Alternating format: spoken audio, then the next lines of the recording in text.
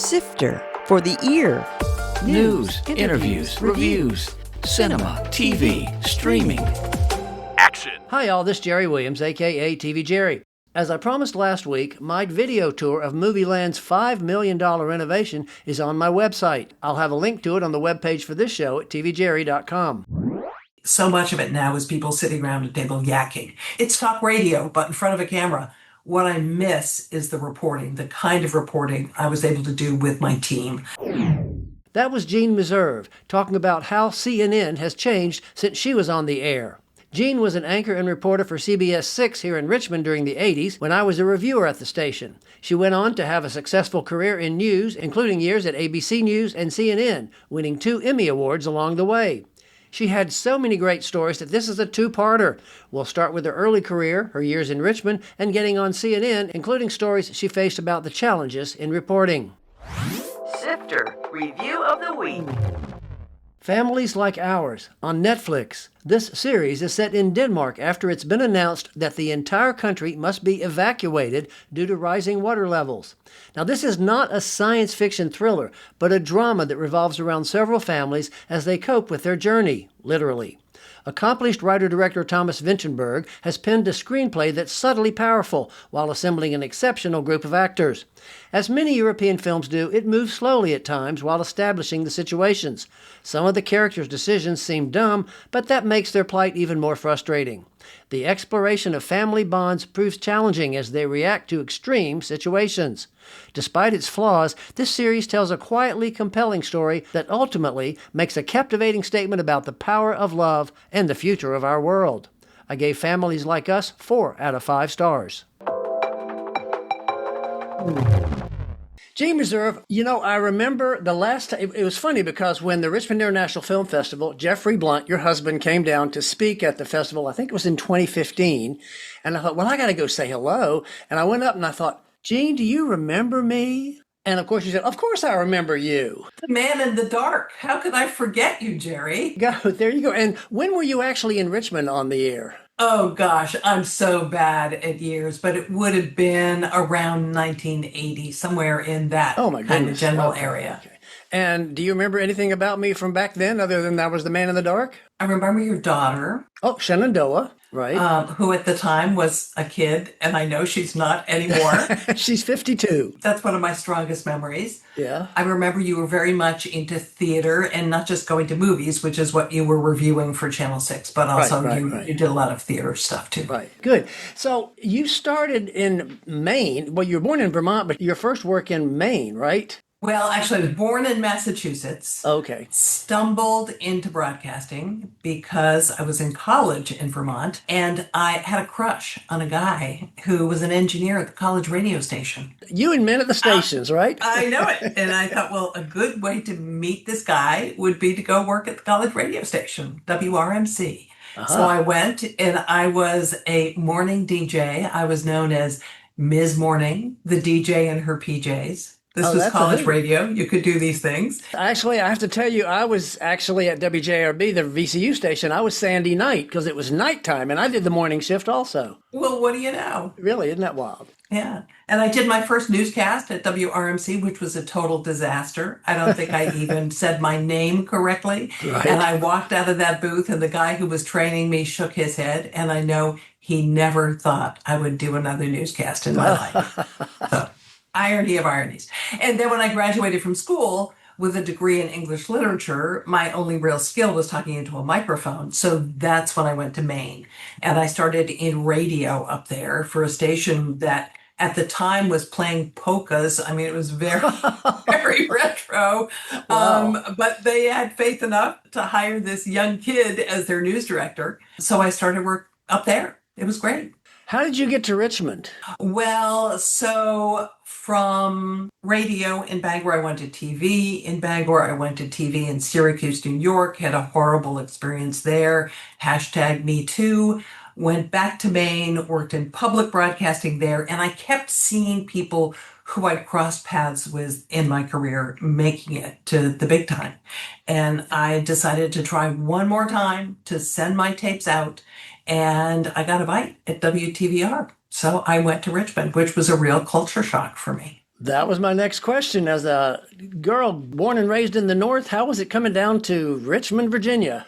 It was a shocker. Not only was I born in the North, I grew up right next to Lexington and Concord. So everything history related was all about the Revolutionary War. And I'll never forget driving down Monument Avenue for the first time and being stunned and just my jaw dropped. And I have to say, it was a really good and important experience for me to understand that not everybody looked at the world through the same lens that I did. Right. And so the whole cultural and historical experience of being in Richmond was really enriching for me as an individual and as a reporter. And speaking of your affection for people in your workplace, you ended up marrying your director, Jeffrey Blunt, right? I did. My first day on the job at WTVR, I was introduced to this guy and I said, oh, this is going to be trouble. And here we are 40 something years later with a couple of grown kids and a grandchild. So it worked. Yeah, it did work. You left Richmond and you went to BizNet, you went to ABC News, and you ended up eventually at CNN. That's right. Can you take us through that timeline? You may recall, Jerry, from your time at WTVR that it was not the most sophisticated news operation in terms of equipment. And I was very anxious to get out of there because we had antiquated cameras and lighting. Nothing looked very good. And so I got this chance to go to work for a business news network that was actually operated by the U.S. Chamber of Commerce. Went to work there and they had top-notch equipment and everything looked great.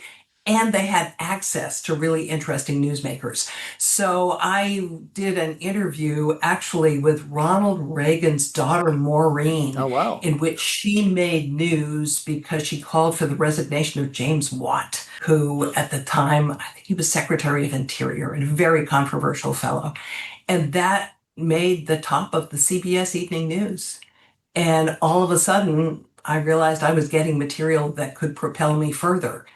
Jeffrey, in his search for a job in Washington, had come across a guy who was the CBS bureau chief. I sent him some material.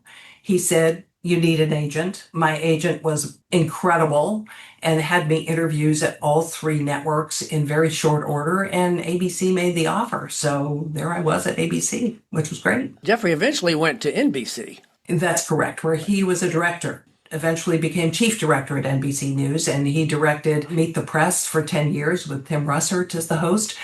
He did all sorts of presidential events, State of the Unions, etc., as well as doing the Washington segments of nightly news. And what was great is that he could give me a different perspective on my work. He could look at everything I did and give me tips. So how did you end up at CNN? ABC let me go for reasons undetermined, but they cycled through correspondence fairly rapidly. And that same guy who'd been at CBS, who'd looked at my material and said, you need an agent, was then bureau chief at CNN. Went in to see him, got hired as a freelancer. Then they had an opening for a weekend anchor. I remember doing an audition with one of the top managers from Atlanta, and his reaction was, oh, she's done this before, which I had, of course. And I was able to handle rapidly changing things. In the audition, he would call into my ear changes, very rapid fire changes, to see if I could react in a timely fashion. And having worked at WTVR, where you may remember many things went wrong quite often, I actually was pretty good at that. So that greased the skids into that job as a weekend anchor and weekday reporter at CNN. And I did that for 10 years. It was great. And then 9/11 happened, and that kind of changed your career again. It did. CNN turned to me and said, we don't know what the heck Homeland Security is, but it's yours. Oh, wow. So I invented the beat. Along with a very talented team of producers, and covered that for 10 years. And it was great. I mean, nobody knew, there wasn't a Department of Homeland Security at the time, you may recall. And there was a big debate over whether it went to Form 1 and what agencies would be in it and not. We got to do all kinds of magnificent stories talking about the component agencies. Jerry, you probably don't know this, but I have pulled 5.5 Gs in a fighter jet. Oh, wow. And I did that because I was on a combat air patrol over the eastern United States to make sure that infrastructure was safe. You didn't have a camera, obviously, on there like Tom Cruise did. I did. Did you really? It wasn't a lipstick cam that was taped to the bonnet, so it was taping my reactions, but I had a camera and I was shooting what we were seeing around us and what we were seeing on the ground. And I only threw up once, which was really... my producer was so mad because the jet landed, the bonnet came up, and we had a crew on the ground, camera focused on me as the bonnet went back, and I held up my plastic bag and said, I only threw up once. and my producer was so mad because I ruined the shot. We never could put that on the air, obviously. I was going to ask you if that made it on the air. It didn't. No, that did not make it. And you had interesting experiences with Yitzhak Rabin and Princess Diana. Unfortunately, I was in the anchor chair the nights that they died. So I anchored our coverage. And I have to say that the Rabin assassination was probably the event for which I was perfectly prepared. In what way? I say that because when I was at ABC, I covered the State Department. When I was at ABC, they also sent me to bureau duty in Israel. So I had spent time there. I understood the politics of the region and of the country. I understood what an icon Rabin was within the Israeli culture. It was actually my first night back from maternity leave. Oh, wow. And I was thrown on set. And when you're doing that kind of news coverage, it's completely seat of your pants. There's nothing scripted. A producer's in your ear. And thank God we had some terrific producers at CNN who really knew how to do this. And they would just say something in your ear like, okay, we're going to Tel Aviv. You're going to, look at the crowds that have assembled. We're going to take President Carter, because Carter had, of course, interacted a lot with Rabin while he was trying to, and was successful, actually, at promoting Middle East peace. Or we have King Hussein of Jordan. That's all they tell you, and you had to run with it. And because I had spent so much time immersed in the whole Middle East maelstrom, I understood what questions to ask. I understood where to go with the interviews. And I also understood how much was at stake. If we had speculated about who was responsible for Rabin's assassination, we might have said something about someone from an Arab state being involved, or someone from the occupied territories. Well, it wasn't. In the end, it turned out to be a right-wing Israeli who assassinated him. But I was very conscious in the entire time I was on the air. If I say the wrong thing, there could be war, because people all over the world were glued to CNN for that coverage. Wow. Likewise with Diana, I happened to be in the anchor seat when that horrific event happened, and along with a colleague in Atlanta that night. The suspense of her, what had happened. Was she going to live? Was she dead? That was the night they said in my ear, we have Tom Cruise on the line. Oh, okay. That one took me back. He'd been chased through the same tunnel by paparazzi. Oh, wow. So he had a lot to say about what happened then. Surprise guest drop in. Well, we're going to keep moving forward, but we're going to go backward first because somebody dropped in that wanted to say a little hello to you. And Well, surprise. Hi, Jeanne. Hi, Jerry. Footnote. Ann Loris Hardwick was the first female videographer at Channel 6 in 1980. She went on to work in production at the U.S. Chamber of Commerce and the Commonwealth, Virginia for nearly 3 decades. She and her husband, Jim, have owned and operated the iconic Tanglewood Ordinary restaurant in Goochland since 1986. So how do you guys know each other? We met. Well, it was WTBR. Ann and I both worked weird shifts. We were off on the same day, so we started doing stuff. And we had plenty of adventures, actually. Well, I think Ann has a couple of those prepared to discuss. She told me she was only going to do the clean ones, so I told her, That's no, right. I want the dirty ones. But anyway. No, can't go there. But we certainly did work hard and play hard. We did. And I will say, I want to just establish this fact. Ann is the biggest speed demon I've ever worked with. Oh, really? Oh, my gosh. You talking about Richmond or Washington or both? Both. I was always the first at the fire.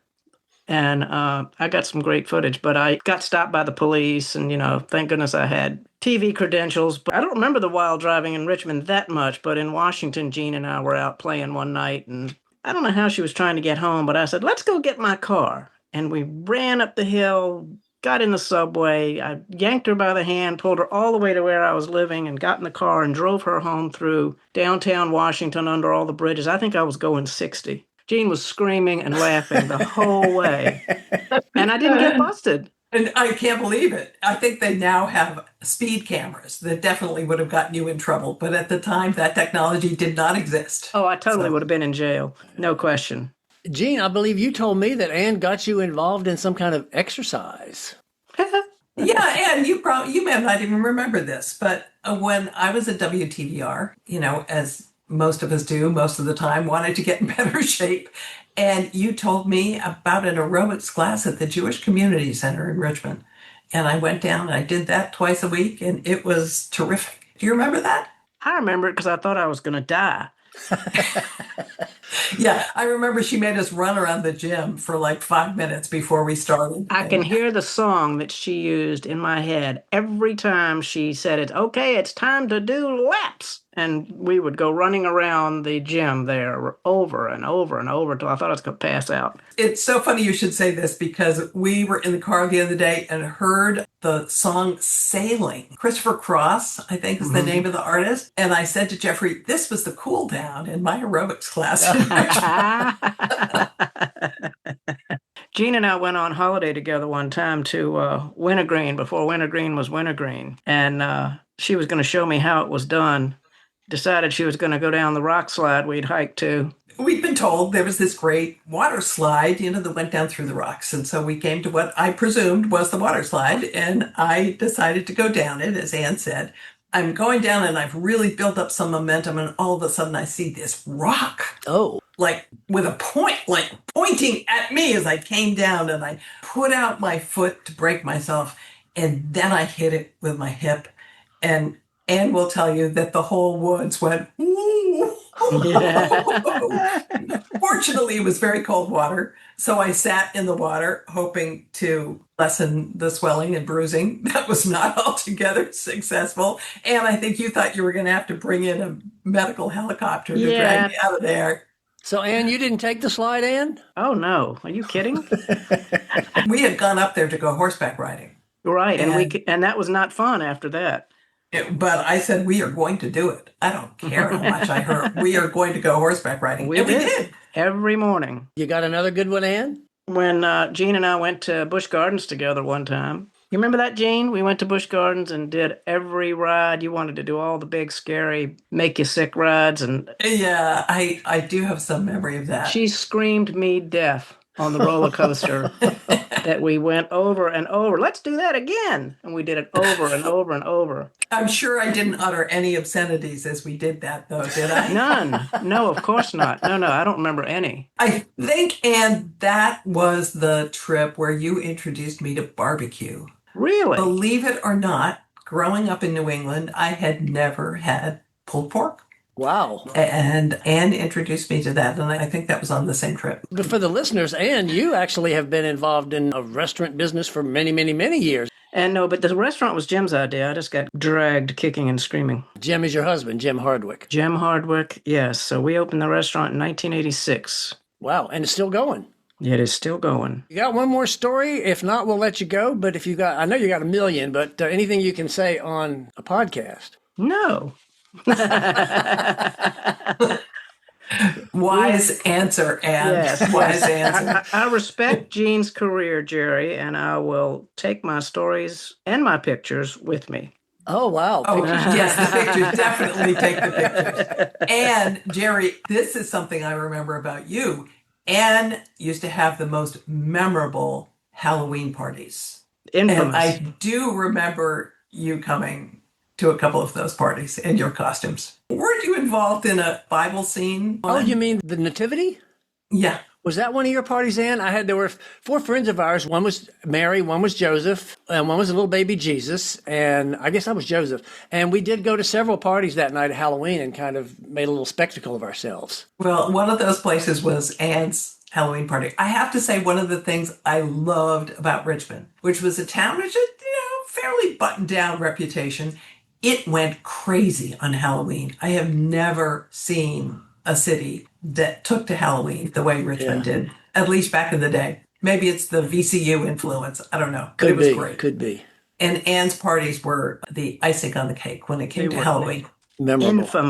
Infamous parties. Well, Anne, thank you so much for dropping in. My pleasure. Thanks for inviting me. It was good to catch up with you myself. You as well. And we'll see you soon. Talk to you soon.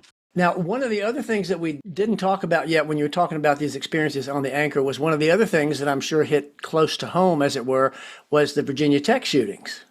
Yeah.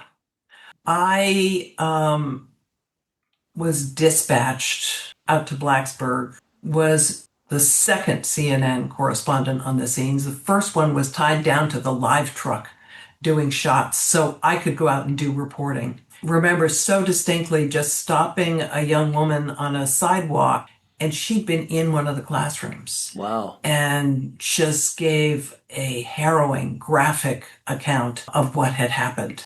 The coverage continued, as you will remember, for several days, and then it turned out that the gunman had sent packages to some news organizations, which included some photographs of himself. And I tracked this young woman down with the photographs. And I said to her, is this the guy? And she said, yes. And I had tracked her down in a tattoo parlor.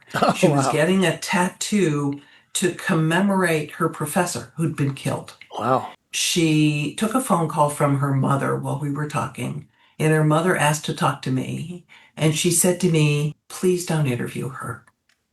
And I said, why? And she said, because she's in emotional distress. I took that all in, and I was a mother at the time. And I turned to the crew and I said, get rid of it. Wow. Very early in my career, I had an experience where I was scolded for not interviewing somebody who was in great distress. And I had a very vivid dream that night, which illustrated to me that I had to set up guardrails. And there were things I could not and would not do. And this was one of those incidents where I said, okay, a mother has made a very earnest request of me. As a mother, I can understand where she's coming from, and my humanity is going to come ahead of the journalism. Well, now let me ask you, 'cause that's interesting. You mentioned that you were reporting there. So you got to do both. You were anchor sitting behind a desk, reading a teleprompter, and then you would go out in the field. Compare and contrast the two. Did you like being an anchor more? It's a lot more comfortable, obviously, or did you like getting out there and digging for the stories? I loved both. And let me clarify that anchoring at CNN is not just sitting behind a desk reading a teleprompter, because there's always some news developing. So you were always getting thrown curveballs. So it was a little more stimulating than that. But I did love reporting. And when I was assigned the Homeland Security beat, I worked often with a team of producers that to this day were very close. And we would go out and we would dig and dig and dig. And we broke a lot of news. And I have to say, I still do watch CNN. It's not the same news organization I worked for. But one of the things I regret is that so much of it now is people sitting around a table yakking. It's talk radio, but in front of a camera. Yeah. What I miss is the reporting, the kind of reporting I was able to do with my team that really advanced stories or gave new perspective to stories or mixed perspectives and let the viewer decide. So I loved both. I love both. And I have to say, when a major news story breaks, I'm like a Dalmatian at the firehouse. I still want to run. I still want to go. I still want to do it. And speaking of that, you were actually on the ground, or should I say in the water, for Katrina. Yes, very much so. I was the only CNN correspondent in New Orleans because they thought that the hurricane was going to make landfall elsewhere. CNN had pulled out its satellite truck because it was afraid it would get ruined in the storm. Sure. So it was me and a couple of camera crews and a couple of producers. And we stationed ourselves in a parking lot downtown, which was a default position, but we had an incredible view of the Superdome. We saw the roof as it was ripping off. Wow. And after the hurricane had passed, we looked around and downtown looked more or less normal. Yes, windows out. Yes, some water on the ground, but nothing catastrophic. And then one of our producers who was at the Superdome said, something's going on, because they keep bringing in people who are completely drenched. So we went down there. We linked up with a member of the city council. I'll never forget what he said to me. He said, my city is drowning. And I said, what? So a camera crew and I jumped in a van and followed him out to the Ninth Ward. And we were the first network to get to the Ninth Ward. but I didn't have a satellite truck. We did have satellite phones, and I was able at that point to make a connection and try to describe with my words what was happening on the ground there. And it was a very frustrating experience because for hours, nobody was understanding what I was describing. And that was sort of the first time that anyone heard the alarm that I was trying to send. What was particularly frustrating for me is that I'd covered the Department of Homeland Security since its inception. The people there knew me. They knew I didn't hype my stories. And while I was on the phone, I was saying, at least they're listening to me at the Department of Homeland Security, and they'll believe me, and they'll understand what they have on their hands. They'd all gone home. Wow. There's a crew of us, some Coast Guard people, some FEMA people, myself. Periodically, we have gotten together and gone out for a beer and talked about that experience and how frustrating it was because all of us were saying, hello, catastrophe. Did you see that series that came out a couple years ago about the hospital specifically? Yeah, you will hear my voice. I will say the time sequencing was out of order, but yeah, you will hear my voice as I'm phoning in and explaining what the heck is going on there. Footnote. That series was called 5 Days at Memorial on Apple, and I'll have a link to my review on the webpage for this show at tvjerry.com. And that's the end of part 1 of my interview with Jeanne Meserve, who was an anchor and reporter for CBS6 here in Richmond during the 80s and went on to have a successful career in news, including years at ABC News and CNN. In part 2, we'll go deeper into her time at CNN, including 9/11, but we'll also find out the other interesting things she's been doing since then. Coming soon. In theaters. Jurassic World Rebirth. This sequel takes place 5 years after the last one and stars Scarlett Johansson, Jonathan Bailey, and Mahershala Ali. 40 Acres. This survivalist thriller takes place after a plague eradicates all animal life and famine spreads across the globe. But the Freemans are surviving, even thriving, on their ancestral farm, starring Danielle Deadwyler. TV and streaming. Renaissance, The Blood and the Beauty, on VPM and PBS. This series looks at the 3 great artists and their competition for work, Michelangelo, Leonardo, and Raphael. Too Much, on Netflix. Lena Dunham and her husband Louis Felber have created this show about a Brooklyn woman who tries to escape bad choices by fleeing to London, where she imagines life will be like a British rom-com. Jaws at 50, the definitive inside story, on National Geographic and Hulu and Disney the next day, a tribute to Spielberg's summer classic from 1975. Brick, on Netflix. A couple whose apartment building is suddenly surrounded by a mysterious brick wall must work with their neighbors to find a way out. Ballard, on Prime. The Bosch TV franchise has been expanded to include this spin-off, which stars Maggie Q as an LA detective, and she was introduced in the final episode of Bosch. Trainwreck, The Real Project X, on Netflix. A Dutch teen's accidental public Facebook party invitation goes viral, and when thousands show up with no entertainment, riots break out. Next week, Gordon Bass, a longtime Richmond actor, actually spent a lot of his time in front of the camera, and he's got lots of stories to share next week. This is Jerry Williams. Thanks for listening. For more Sifter, including literally thousands of reviews, Visit tvjerry.com. That's a wrap.